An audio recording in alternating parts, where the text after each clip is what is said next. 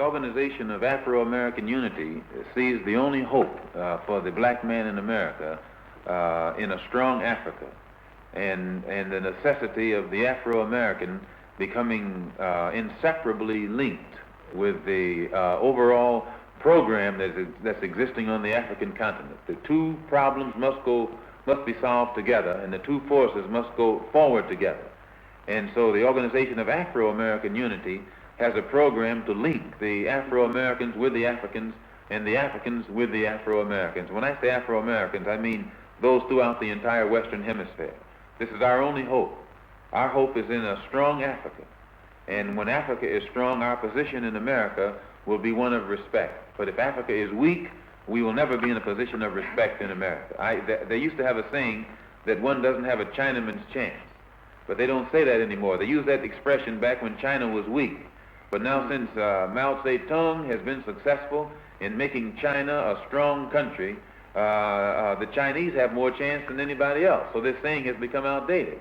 Well, just as it took a strong China to give a Chinese person respect wherever that Chinese person is found on this earth, when we get a strong Africa, the person of African origin or African ancestry will be respected any place on this earth, even in America. But he will not be respected in America until Africa is strong, just as the Chinaman wasn't respected abroad until China became strong.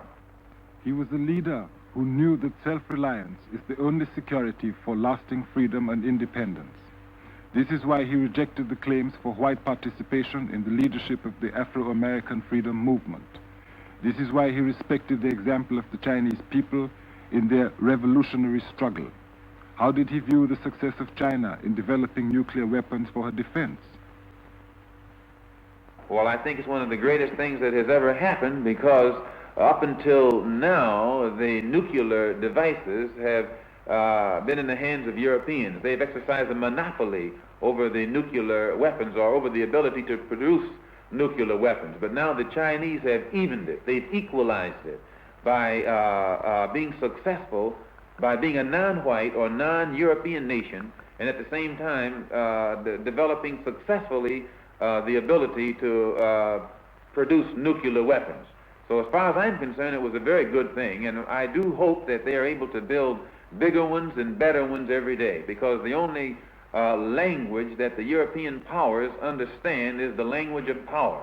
And a dark nation has to be in a position to talk or speak the language that these imperialists understand. And China has developed the ability to be in that position, and as long as she can speak the language that they understand, it's better for the other dark countries. Yes,